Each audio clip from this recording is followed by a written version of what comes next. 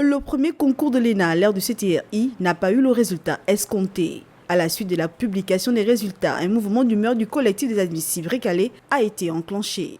À l'issue de la proclamation définitive des épreuves du concours de l'ENA session 2024, nous avons fait le constat de graves irrégularités qui augurent de la fraude et de la manipulation des données.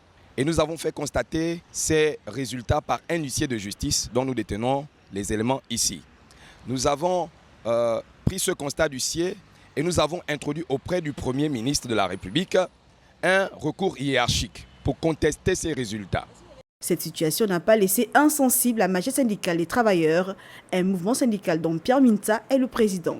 Ce dernier donne sa lecture de la situation, mais pas seulement. Il propose également une éventuelle sortie de crise. Si on prend par exemple la filière travail, au départ 26, à la liste définitive 33.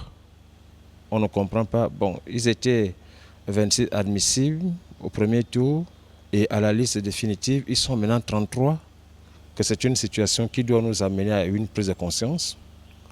Parce que quand on parle de la dignité, comment comprendre que quelqu'un qui n'a pas passé un concours soit finalement déclaré admis, alors que celui qui a passé le concours, qui avait 13 de moyenne admissible, qu'il lui soit recalé.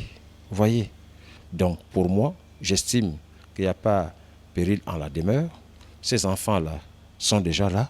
Il y a les solutions qui ont été proposées. Premièrement, considérer que ces enfants-là sont des auditeurs libres, on les envoie à l'ENA, ils suivent la formation.